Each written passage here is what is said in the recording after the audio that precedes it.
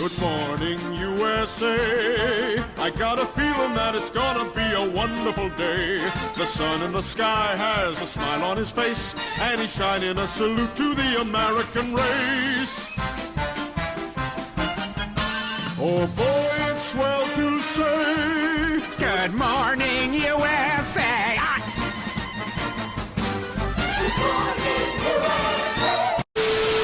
The cause of World War I was, in the summer of 1914, the heir to the throne of Austria-Hungary was assassinated.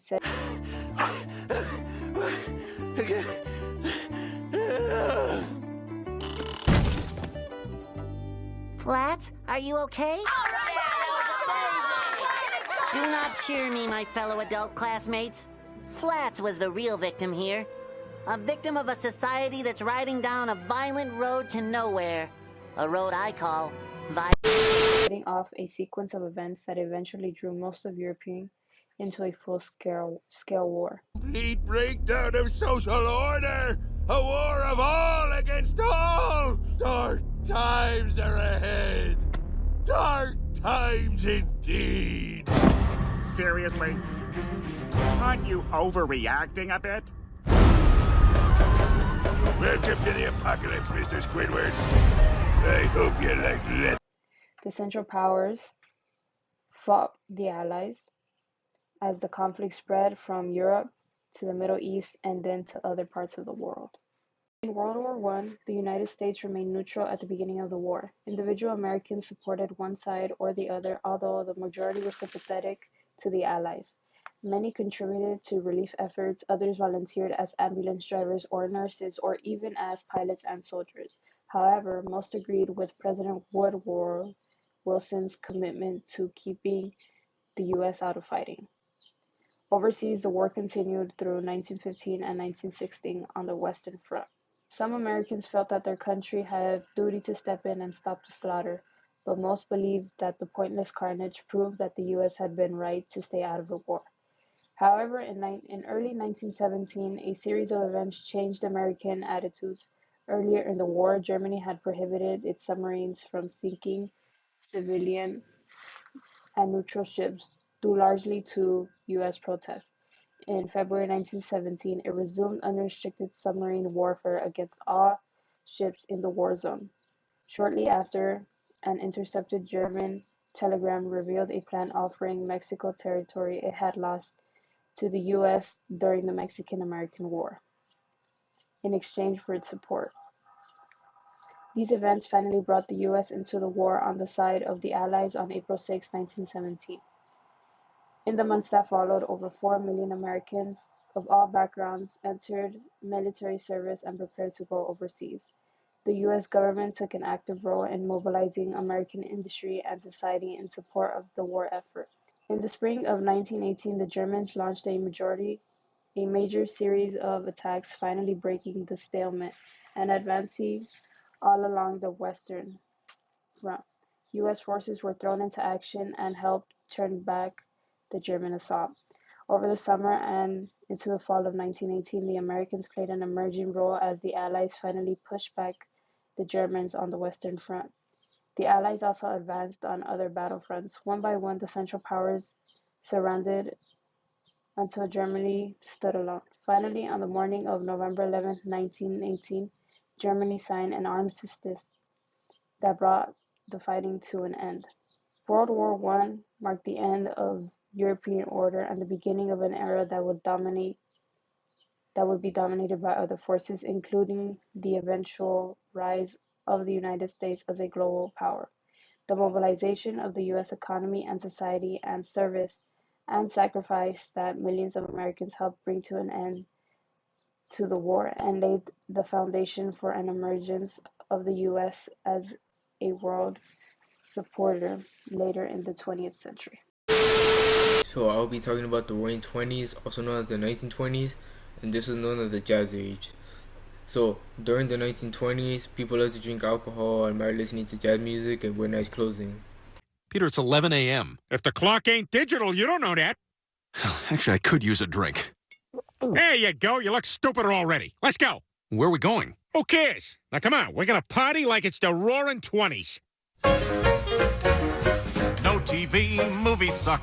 I'm here with my gal. Shake your hands, kick around. Wear a suit to breakfast. Underwear that laces up. All girls have a guy's haircut. Crank your car to make it start. You will die of measles. Many individuals forgot all about the war and instead moved towards the new interests of famous people such as sports heroes and movie stars. So during the Roaring 20s, this is a time of change and growth. So when it comes to the American culture, many things such as books, movies, and Broadway theater were being exported all over the world. So now more Americans lived in cities more than farms, and young women who wore short skirts, short hair, and listened to jazz music were nicknamed the flappers. A woman's lot had changed in almost every way. She thought that she had the right to live for herself rather than for her family, for others, as women were always supposed to. She went to bars. She went to after-hours clubs. She went to wild parties. She had much shorter hair. She wore much more makeup. This is a time when wealth grew rapidly and the rich became richer, which ended up creating the largest wave of prosperity the world had ever seen. A flowing current of money, innovation, and change. This is also a rather consumer-oriented economy of mass entertainment, which shall bring a revolution in morals and manners. Sexual mores, gender roles, hairstyles, and dress all changed profoundly during the 1920s. The 1920s was a decade of change, so when many Americans owned cars, radios, and telephones for the first time, the cars brought the need for good roads, the radio brought the world closer to home, and the telephone connected families and friends. This impacted society as well because the Roaring 20s was also known as where the woman got the right to vote. We have spent decades fighting for our right to vote. So when you go to those booths and cast your ballot, remember, Warren G. Harding is way the cutest!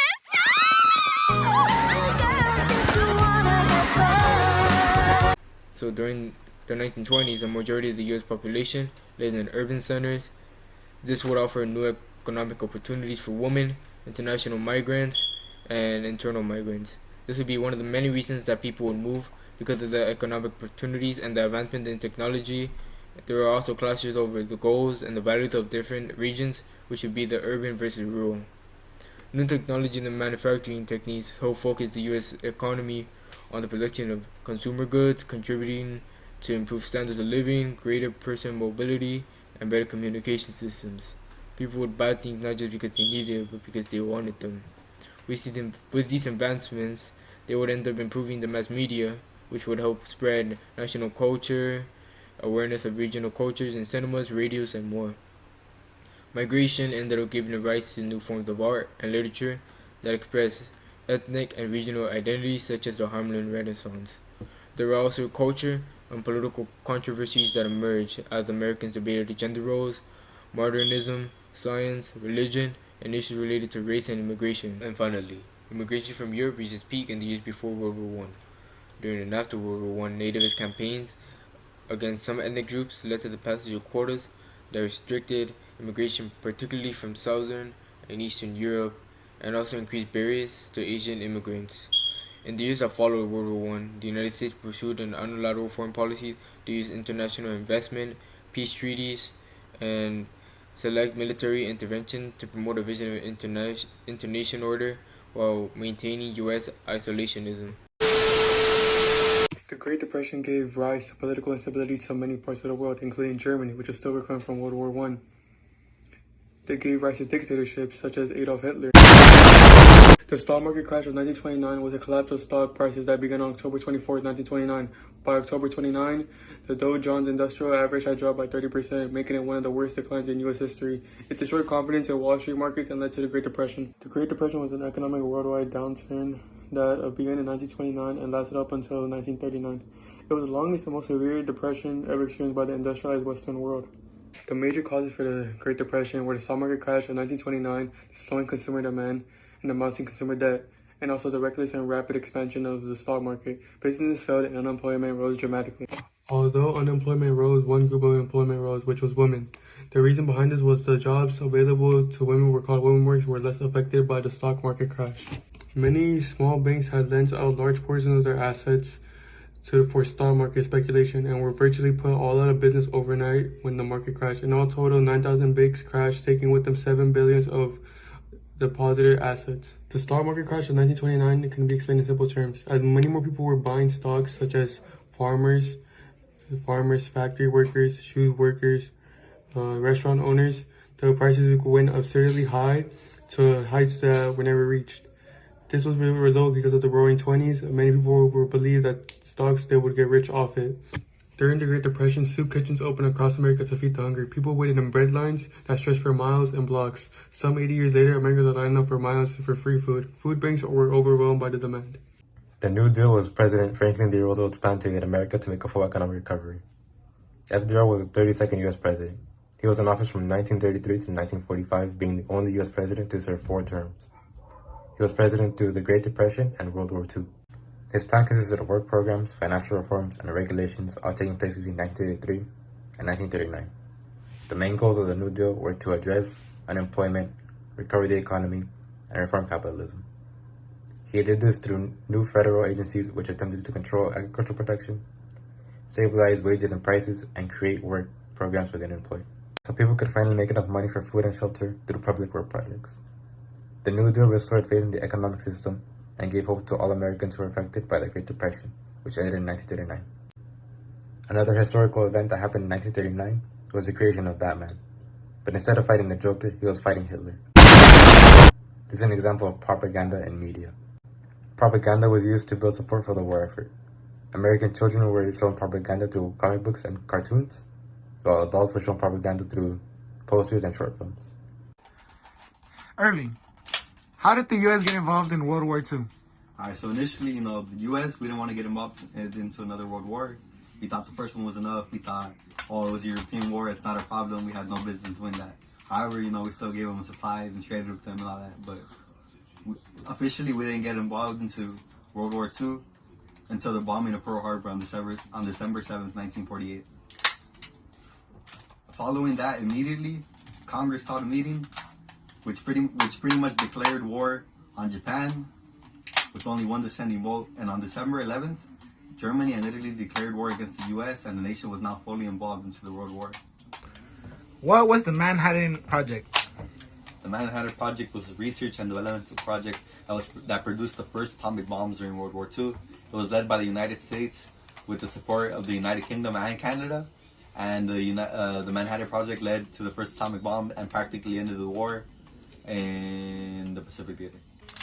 What was the turning point of World War II? The massive turning point in World War II was June 6, 1944, day famous in history known as D-Day. It was a day the Allied forces combined and they led a massive invasion on the beaches of Normandy, France. That assault, it involved millions of troops and workers, and it led to the liberation of France. And pretty much, it was a big deal because that was the first time we were able to gain some ground on Germany. What was the intent of Pearl Harbor? Pearl Harbor was a surprise attack planned by the Japanese people to cripple the U.S.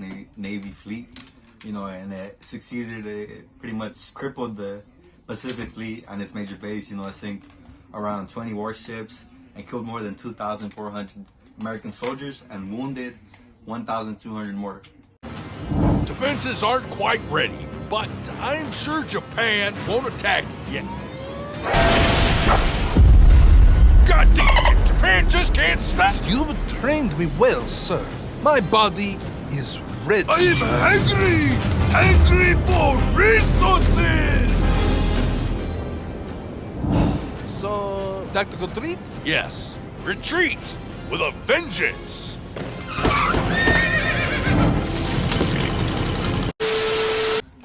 What was Hiroshima and Nagasaki? They were the atomic bombings of the cities Hiroshima and Nagasaki, and they involved nuclear attacks on Japanese cities by the United States Army Air Force on August 6th, which was the date the first bomb was dropped, with the nuclear weapon called Little Boy. And 3 days later, the United States Army Air Force dropped the bomb over Nagasaki, named Fat Man during World War II against the Empire of Japan.